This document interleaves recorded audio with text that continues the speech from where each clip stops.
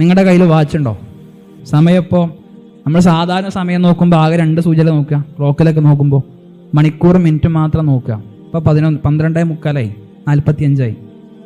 ഞാൻ നോക്കിയപ്പോൾ ഞാൻ 2 സൂചികളിലേക്ക് മാത്രം നോക്കിയത്. അത് മണിക്കൂർ മിനിറ്റുമാണ്.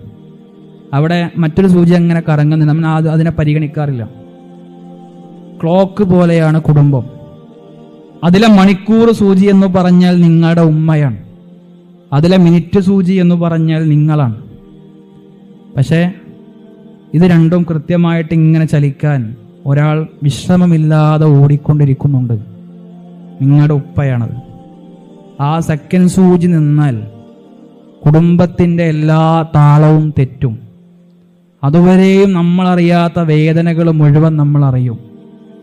നമ്മുടെ കുടുംബത്തിൻ്റെ ഒരു പ്രയാസം പോലും നിങ്ങളുടെ ഉപ്പ നിങ്ങൾ അറിയിച്ചിട്ടുണ്ടാകില്ല. കാരണം ഉപ്പ ഒരു വലിയ മതിൽ പോലെ നിങ്ങളുടെ മുമ്പിലുണ്ട്. എല്ലാ പ്രശ്നങ്ങളെയും അത് ഏറ്റെടുത്തുകൊണ്ടേയിരിക്കും, തടഞ്ഞുകൊണ്ടേയിരിക്കും. ഒരു ദിവസം പെട്ടെന്നൊരു പ്രഭാതത്തിൽ ആ മതിൽ പൊടിഞ്ഞു പോയാൽ പിന്നെ എല്ലാം സ്വയമായിട്ട് ഏറ്റെടുക്കേണ്ടി വരും. ഉത്തരവാദിത്തങ്ങളുടെ ഭാണ്ഡക്കെട്ടുകൾ പേറേണ്ടി വരും. സഹിക്കാൻ പറ്റാവുന്നതിനും അപ്പുറമായിരിക്കും. ഉമ്മയും ബാപ്പയും കുറിച്ച് മധുരിതമായ വർത്തമാനങ്ങളും പാട്ടുകളും സ്റ്റോറിയും സ്റ്റാറ്റസും വെച്ചതുകൊണ്ട് കാര്യമില്ല. നിങ്ങളുടെ ഉമ്മയോടും ബാപ്പയോടും അത് കൊണ്ടുപോയി പ്രകടിപ്പിക്കാൻ പറ്റിയിട്ടില്ല എങ്കിൽ എന്താണ് നേട്ടം? രാവിലെ ജോലിക്ക് പോയി രാത്രി ജോലി കഴിഞ്ഞു വരുന്ന ഉപ്പയെ കാണുമ്പോൾ നിങ്ങൾ പ്രാർത്ഥിക്കണം, റബ്ബിർഹംഹുമാ കമാ റബ്ബയാനി സ്വഗീറ.